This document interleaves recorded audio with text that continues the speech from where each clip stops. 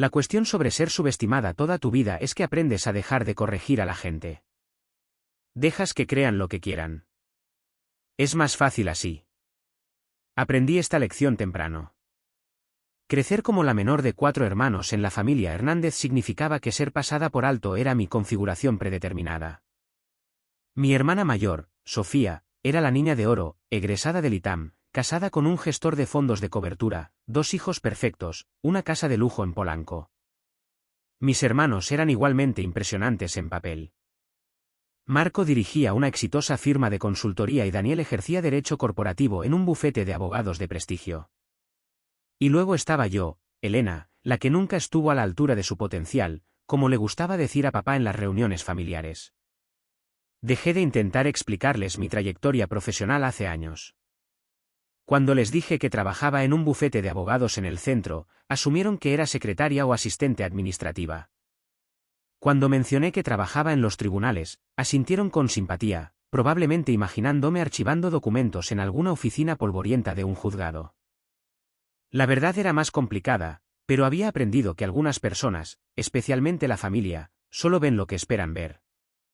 Esta cena de Navidad en la finca de mis padres en Valle de Bravo, Estado de México, seguía el guión habitual. La mesa del comedor estaba puesta con la mejor porcelana de mamá, el candelabro proyectaba una luz cálida sobre rostros que había conocido toda mi vida.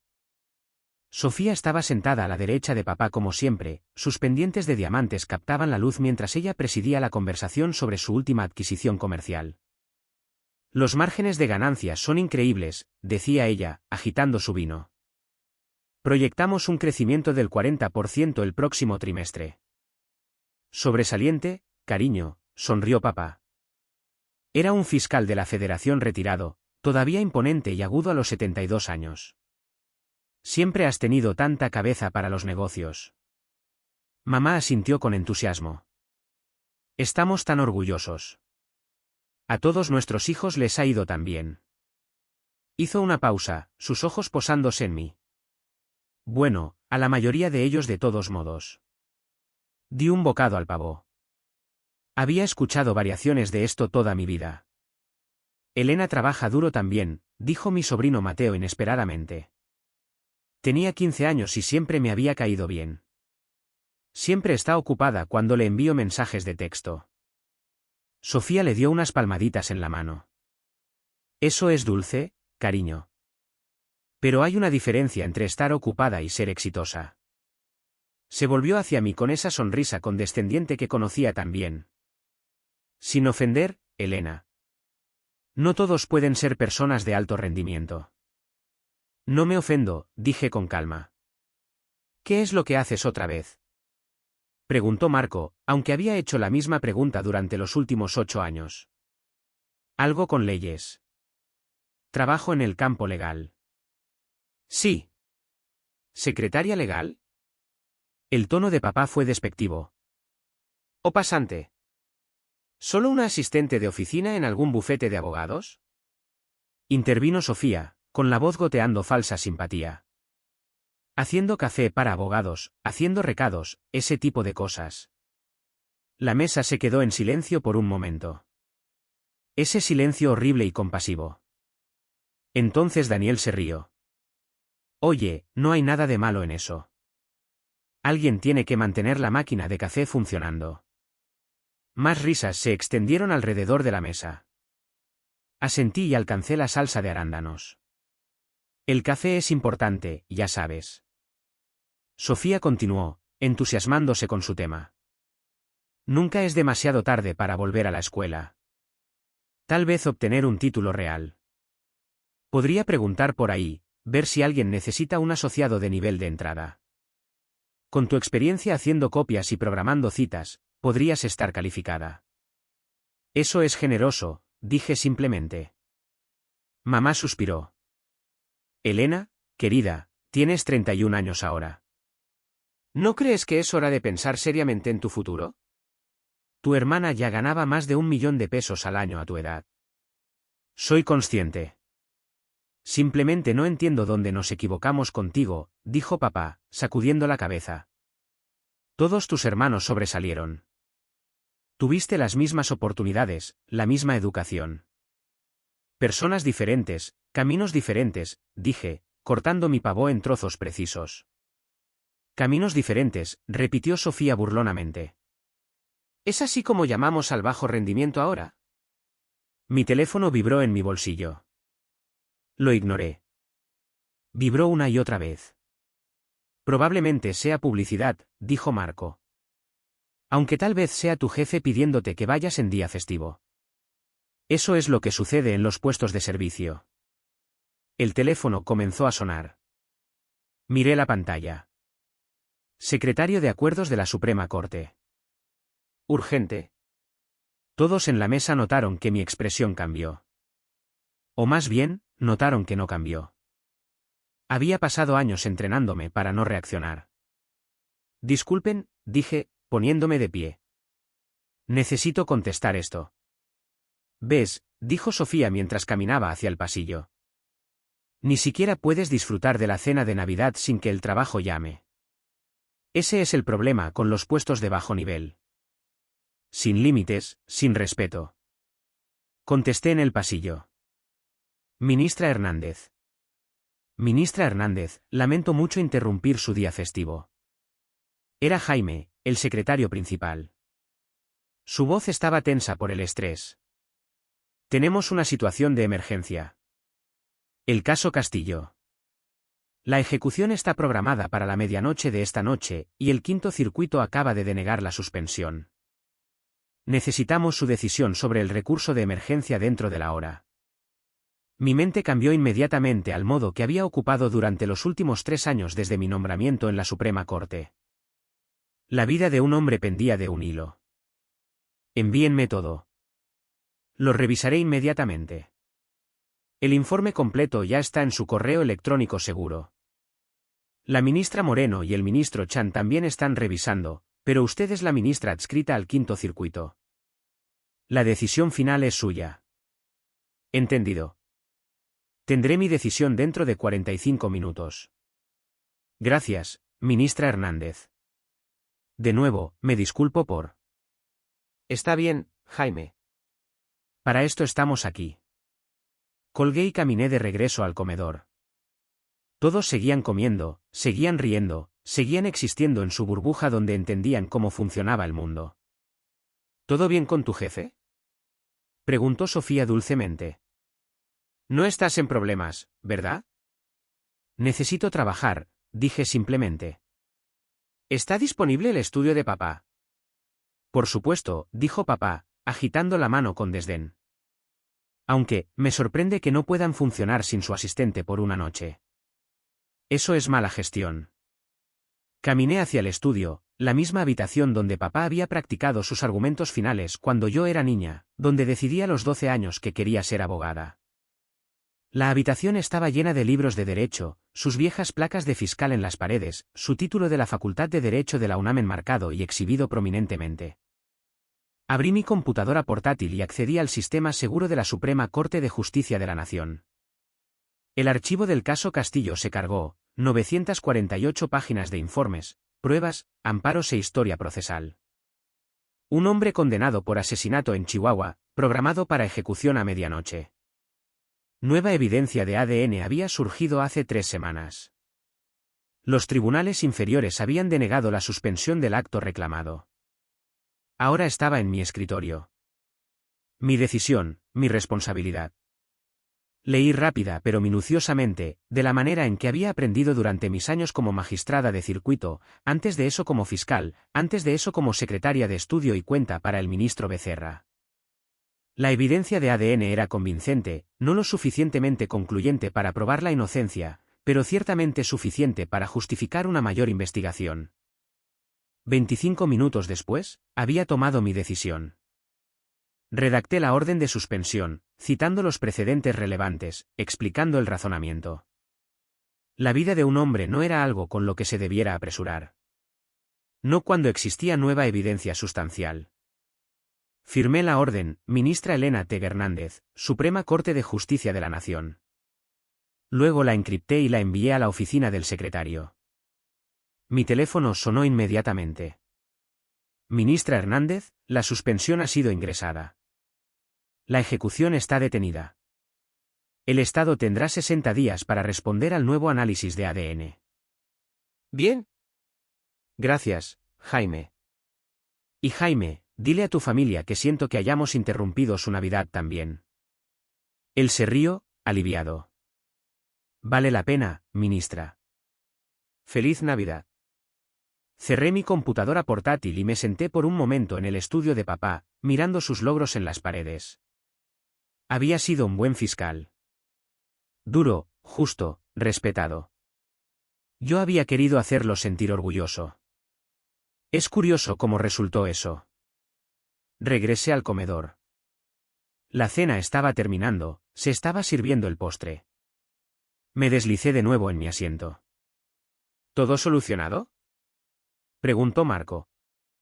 ¿Tu jefe está feliz? Está manejado. Debe ser agradable tener un horario flexible, dijo Sofía. Incluso si el pago es terrible. Quiero decir, ¿qué ganan las asistentes de oficina en estos días? ¿15000 pesos? ¿20000? Le di un bocado al pastel. Elena, dijo mamá gentilmente. Tu padre y yo hemos estado hablando. Queremos ayudar.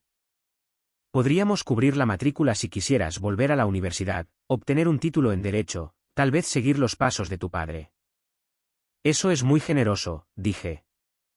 No te estás haciendo más joven, agregó papá. Y seamos honestos, has desperdiciado suficiente tiempo en puestos sin futuro.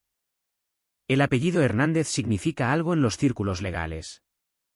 Podría hacer algunas llamadas, conseguirte entrevistas en bufetes respetables. Tendrías que empezar desde abajo, por supuesto, pero... Mi teléfono sonó de nuevo. Esta vez era un número que reconocí inmediatamente.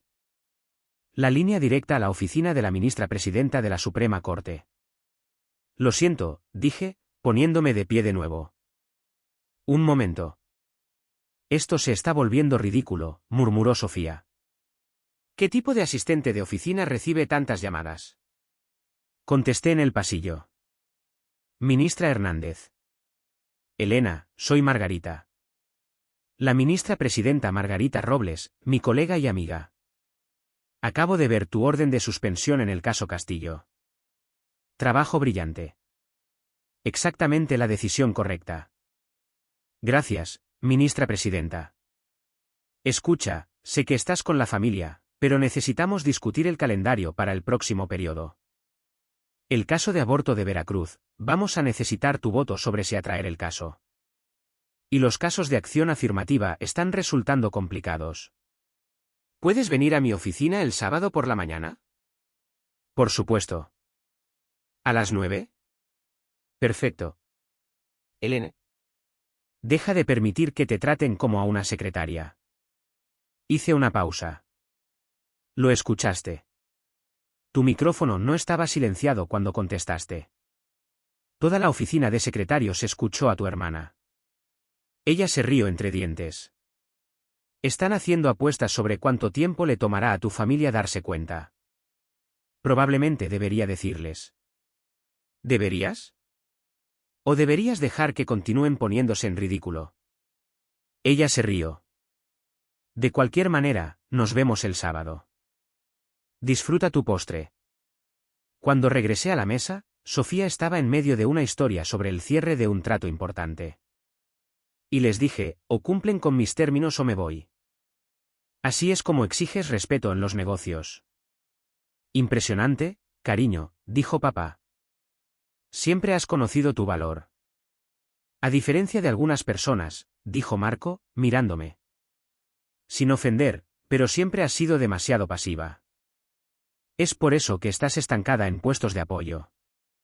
Necesitas ser agresiva. Exigir más. Exigir más, repetí. Buen consejo. No es demasiado tarde, dijo Sofía. Incluso a tu edad, con la actitud correcta, tal vez podrías trabajar hasta llegar a ser postulante. Podría tomar unos años. Pero... Mateo, mi sobrino, estaba mirando su teléfono. Sus ojos se abrieron de par en par. ¿Tía Elena? Sí, cariño. ¿Por qué dice aquí que eres una ministra de la Suprema Corte? La mesa se quedó en silencio. Todas las cabezas se volvieron hacia Mateo. ¿Qué? Sofía se rió. Mateo, lo que sea que estés leyendo está obviamente equivocado. Tu tía Elena trabaja como asistente en... No, mira. Le dio la vuelta a su teléfono.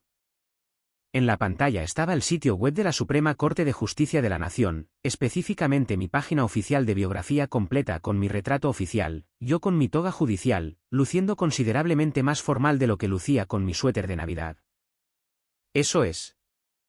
Eso no puede ser correcto, dijo Marco, tomando el teléfono. Su rostro palideció. Este es el sitio web real de la Suprema Corte. Obviamente, es un error, dijo Sofía, pero su voz había perdido su confianza. O tal vez hay otra Elena Hernández que... Ministra Elena Teresa Hernández, leyó papá en voz alta desde el teléfono de Mateo, con la voz hueca. Nombrada por el presidente Montero hace 3 años a la edad de 28 años, convirtiéndose en la ministra de la Suprema Corte más joven en la historia de México. Anteriormente sirvió en el Tribunal Colegiado del Primer Circuito. Facultad de Derecho de la UNAM con mención honorífica, secretaria de Estudio y Cuenta para el ministro Becerra, exfiscal de la Federación especializada en Derecho Constitucional. El silencio era ensordecedor. Pero dijiste. Mamá comenzó, luego se detuvo. Dijiste que trabajabas en un bufete de abogados. Trabajo en Derecho, dije con calma. Simplemente no especifiqué en qué tribunal. Dejaste que pensáramos que eras secretaria, susurró Sofía, con el rostro rojo. Dejaste que nos burláramos de ti, te criticáramos. Intenté decírselo, dije simplemente. Hace 8 años, cuando fui nombrada magistrada de circuito, no escucharon. Hace 3 años, cuando fui nominada a la Suprema Corte, estaban demasiado ocupados con la fusión de Sofía para asistir a mis audiencias de confirmación. La Navidad pasada, cuando mencioné que necesitaba escribir una sentencia, asumieron que quería decir que estaba archivando papeleo para abogados. Las manos de papá temblaban. ¿Estás en la Suprema Corte? Sí, el tribunal más alto de la nación. ¿Es eso correcto? Y nunca nos corregiste cuando pensamos. Lo intenté, dije de nuevo. Muchas veces. Pero solo escuchan lo que esperan escuchar. Soy la menor, la callada, la decepción. Así que cuando dije, trabajo en los tribunales federales, escucharon, soy una oficinista. Cuando dije, estoy redactando una resolución, escucharon, estoy escribiendo el trabajo de otra persona. Cuando dije, no puedo ir a cenar porque tengo sesión en el pleno, escucharon, soy demasiado insignificante para tener tiempo libre. Sofía se había puesto completamente blanca. La Suprema Corte. Todas esas veces que me pediste consejo legal sobre tu empresa, dijo Marco lentamente, y te dije que no entenderías por qué no eras una abogada real. Lo recuerdo. Y yo dije. Daniel, el abogado corporativo, parecía enfermo. Dije que deberías considerar la Facultad de Derecho, que podría darte consejos sobre el examen de admisión. Dijiste eso. Múltiples veces. Mamá estaba mirando fijamente el teléfono, desplazándose por mi biografía. Dice que has redactado 14 sentencias de mayoría, incluyendo Hernández contra el Estado de Baja California, que expandió las protecciones del artículo 16 constitucional. Ella levantó la vista, con lágrimas en los ojos. ¿Esa fuiste tú? Sí. Ese fue un caso histórico. Tu padre y yo lo discutimos durante semanas. Estábamos tan impresionados con el razonamiento legal. Ella se cubrió la boca. ¡Oh, Dios mío! Papá se puso de pie abruptamente, su silla raspando contra el piso. Caminó hacia la ventana, dándonos la espalda. Sus hombros temblaban. Papá, dije en voz baja. Él se dio la vuelta. Su rostro se debatía entre el orgullo y el horror. Soy un fiscal de la Federación retirado. Durante 30 años, trabajé en el sistema judicial, y no reconocí que mi propia hija había sido nombrada para la Suprema Corte. Fueron invitados a la ceremonia, dije gentilmente. Dijeron que estaban demasiado ocupados con la cena de premios de negocios de Sofía. Él se sentó pesadamente. Te dije que obtuvieras un título de derecho. Ofrecí hacer llamadas por ti. Dije que habías desperdiciado tu vida. Su voz se quebró. Eres uno de los 11 jueces más poderosos de México, y te dije que habías desperdiciado tu vida. Todos cometen errores, dije. ¿Pero por qué no nos obligaste a escuchar? Exigió Sofía, recuperando algo de su lucha. ¿Por qué dejaste que nos humilláramos? Lo intenté. No querían escucharlo. Y eventualmente, me di cuenta de algo. Las personas que realmente importan, mis colegas, la comunidad jurídica, las personas cuyas vidas afecto con mis decisiones, saben quién soy. No necesito que mi familia valide mi valor. Pero somos tu familia, dijo mamá, llorando ahora. Deberíamos haberlo sabido. Deberíamos haber prestado atención. Sí, estuve de acuerdo. Deberían haberlo hecho. Mateo todavía estaba mirando su teléfono, desplazándose por artículos. Tía Elena, dice aquí que eres considerada una de las mentes jurídicas más brillantes de tu generación. Que tus sentencias se estudian en las facultades de Derecho. Que es probable que sirvas en la corte durante los próximos 50 años. Eso es muy halagador. Pero dice que rechazaste múltiples ofertas de ministros de la Suprema Corte para trabajar como secretaria para ellos porque querías ser fiscal primero, para entender el impacto en el mundo real de las decisiones legales. Quería esa experiencia. Sí. Y dice. Miró hacia arriba, con el rostro lleno de asombro. Dice que fuiste la persona más joven jamás nombrada para un tribunal de circuito, y luego la ministra de la Suprema Corte más joven en la historia. Tía Elena, estás literalmente en los libros de historia. Sofía hizo un sonido entre una risa y un sollozo.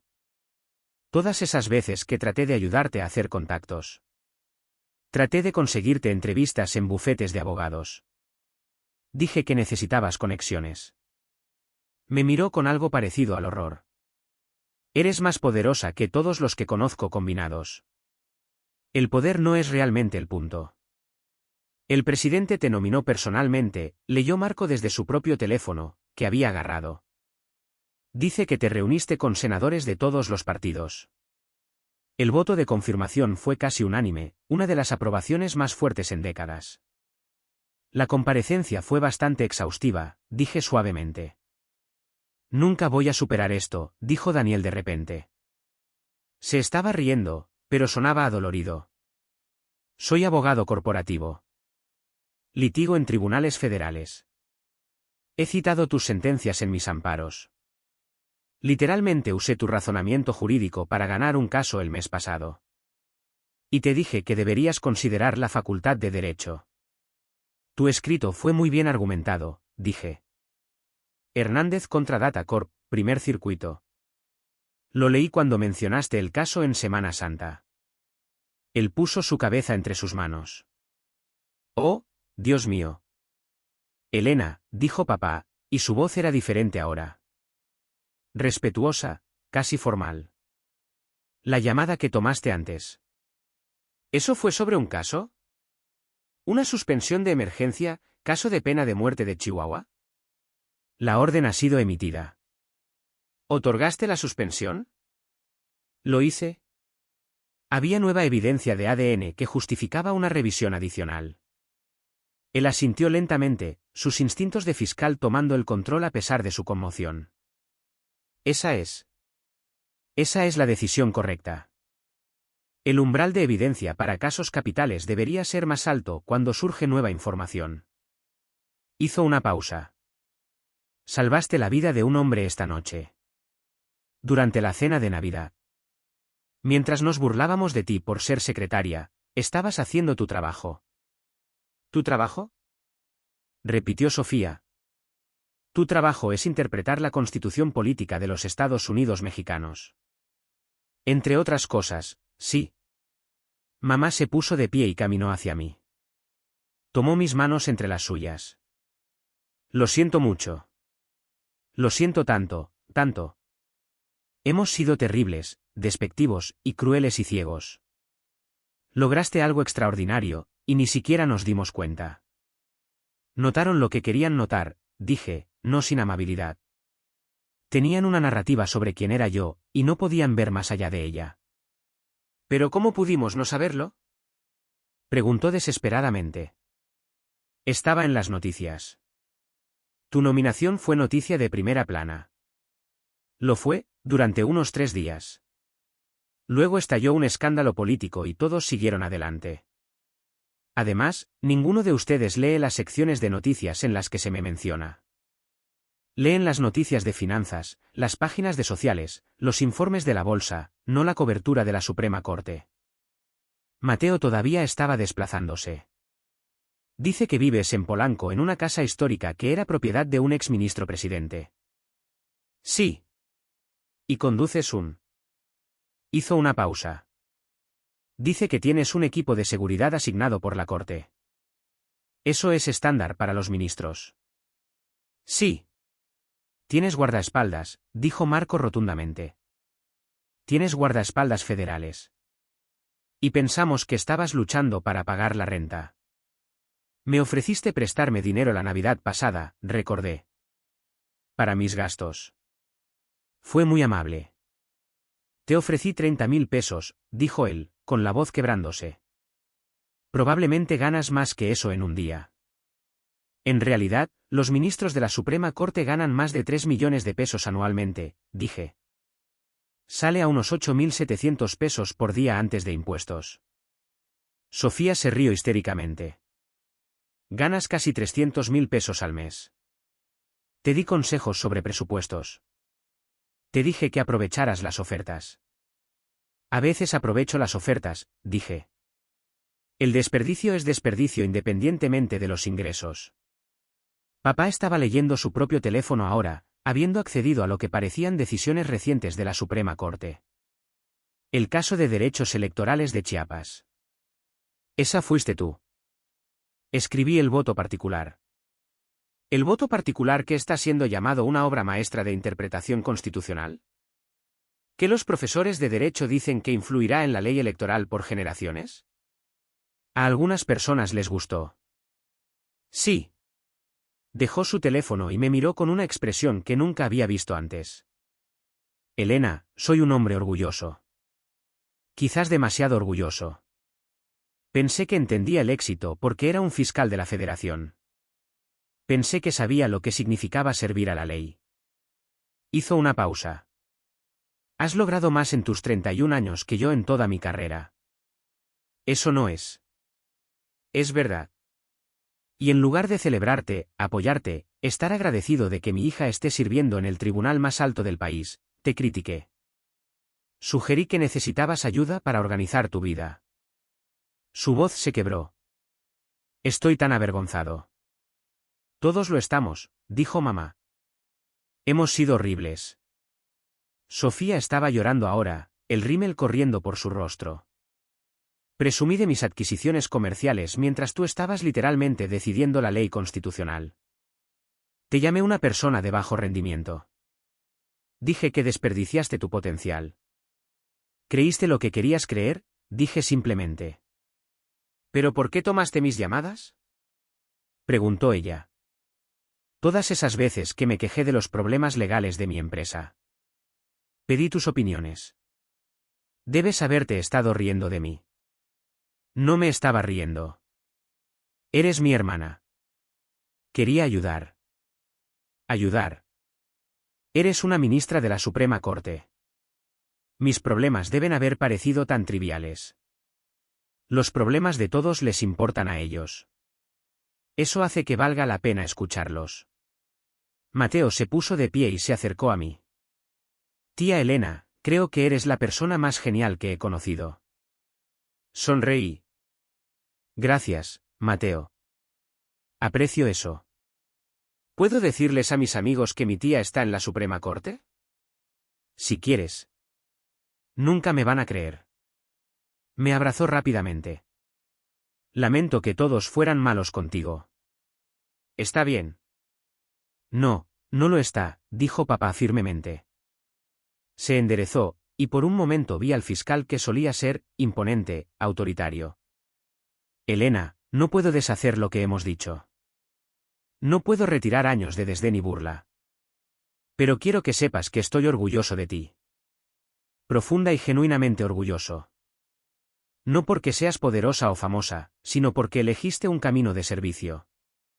Porque usas tu mente brillante para buscar justicia. Su voz tembló. Eres mejor persona de lo que yo jamás fui. Papá, déjame. Déjame terminar. Estaba tan enfocado en el éxito visible de tus hermanos, el dinero, el prestigio, los marcadores obvios de logro, que me perdí por completo lo que estabas haciendo. Estabas construyendo algo significativo. Estabas trabajando hacia una meta que importa. Y lo hiciste a pesar de nuestra falta de apoyo, a pesar de nuestra crítica constante. Se secó los ojos. Lo siento, y estoy orgulloso. Ambas cosas. Mamá asintió. Todos lo estamos. Tan orgullosos y tan arrepentidos. La habitación estuvo en silencio por un momento. Luego mi teléfono vibró con un mensaje de texto. Lo miré. Un mensaje de la ministra presidenta Robles: les dije a los secretarios que dejaran de apostar sobre tu familia. Es indigno. Además, Jaime dice que la familia Castillo está agradecida por la suspensión. Buen trabajo como siempre. Sonreí y guardé mi teléfono. ¿Era eso trabajo? Preguntó Sofía tentativamente. Solo una colega. Una colega en la Suprema Corte, dijo Marco, todavía sonando aturdido. Tus colegas son los otros 10 jueces más poderosos de México. Principalmente hablamos sobre argumentos orales y jurisprudencia. A veces debatimos cuestiones procesales. No es tan dramático como suena. Elena, dijo mamá con cuidado, estaría bien si. ¿Podríamos empezar de nuevo? ¿Podríamos realmente aprender sobre tu vida, tu trabajo? No lo que asumimos, sino la realidad. Consideré esto. Parte de mí quería decir que no, dejarlos sentarse con su vergüenza y suposiciones, pero miré alrededor de la mesa a sus rostros, la vergüenza de papá, la esperanza desesperada de mamá, la comprensión devastada de Sofía, la conmoción de Marco y Daniel, la abierta admiración de Mateo. Eran mi familia. Defectuosos, absortos en sí mismos, a veces crueles, pero aún familia. Podemos intentarlo, dije finalmente. Pero requiere que realmente escuchen. No asuman, no desestimen. Realmente escuchen lo que les estoy diciendo. Lo haremos, prometió Sofía. Juro, no más suposiciones y no más lástima, agregué. No necesito su ayuda con mi carrera. No necesito sus conexiones o sus consejos sobre ambición. Lo que necesito es que respeten que elegí un camino diferente al que esperaban, y que ese camino resultó ser extraordinario. De acuerdo, dijo papá inmediatamente. Completamente de acuerdo. Bien entonces. Tomé aliento. Comencemos con lo básico. Sí, soy una ministra de la Suprema Corte. He estado en la Corte durante 3 años. Antes de eso, fui magistrada de circuito durante 5 años. Me especializo en Derecho Constitucional, particularmente en casos del artículo 16 y cuestiones de igualdad. Trabajo días de 12 a 14 horas durante el periodo de sesiones. Leo aproximadamente 500 páginas de expedientes y proyectos diariamente. Escribo sentencias, escucho alegatos y participo en discusiones del Pleno que dan forma al derecho mexicano. Escucharon. Realmente escucharon, por primera vez en años. Mi jefe de seguridad se llama Agente Martínez. Vivo en Polanco en una casa que amo. Tengo abono para la Orquesta Sinfónica Nacional. Odio la atención de los medios, pero entiendo que es parte del trabajo. Dono la mayor parte de mi salario a organizaciones de asistencia legal porque creo que todos merecen una representación competente. Hice una pausa. Esa soy yo. Eso es lo que hago. Y lamento si no encaja con su imagen de mí, pero es la verdad. Es una verdad increíble, dijo Mateo. Como, genuinamente asombrosa. Sofía se rió, secándose los ojos. La subestimación del siglo. Me miró con algo parecido al asombro. Elena, soy una mujer de negocios exitosa. He construido una buena empresa, pero tú. Tú vas a estar en los libros de historia. Los estudiantes de Derecho estudiarán tus decisiones dentro de siglos. Tal vez, dije. Si hago bien mi trabajo. Ya lo estás haciendo bien, dijo papá en voz baja. He leído tus sentencias sin saber que eran tuyas. Son brillantes, claras, lógicas, compasivas. Exactamente lo que la corte necesita. Gracias. Entonces, ¿qué pasa ahora? Preguntó Marco. ¿Fingimos que esta noche no sucedió? No, dije firmemente. Lo reconocemos, aprendemos de ello y avanzamos con honestidad en lugar de suposiciones. ¿Podemos? ¿Podemos ir a la corte? Preguntó mamá vacilante. ¿Ver dónde trabajas, verte en acción? Las sesiones públicas del Pleno están abiertas al público. Son bienvenidos en cualquier momento. Estaremos allí, prometió ella. En primera fila si es posible. En realidad, los ministros se sientan en el estrado. La audiencia se sienta en la galería, pero sí, me aseguraré de que tengan buenos asientos. Mateo ya estaba accediendo al calendario de la Suprema Corte en su teléfono. Hay un caso la próxima semana sobre privacidad digital. ¿Podemos ir a ese? Si quieren. Definitivamente quiero. Miró a su madre. Mamá, ¿podemos? Sofía asintió, todavía luciendo aturdida. Por supuesto. Absolutamente. Nosotros también deberíamos ir, dijo Marco a Daniel. Realmente ver el trabajo de Elena en lugar de simplemente asumir que sabemos lo que hace. De acuerdo, dijo Daniel. Me miró con disculpa.